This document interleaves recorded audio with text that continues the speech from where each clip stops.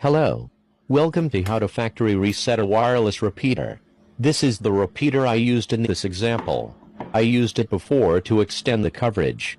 My phone was connected to it, so I can't connect it to another router.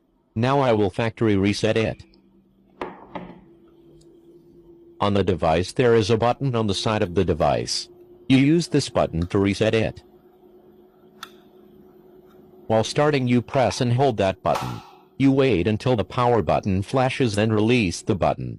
Then wait until the power light and wireless light are on and it's done.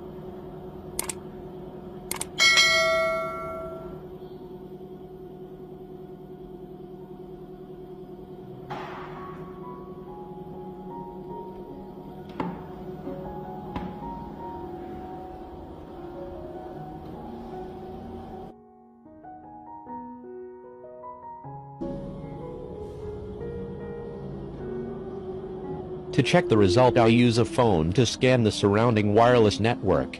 You will see the wireless network name of the repeater has changed. The wireless network name of the device has been reset to the default name. Here are the steps to reset a wireless repeater. Thanks for watching. Don't forget to like and subscribe. Good luck.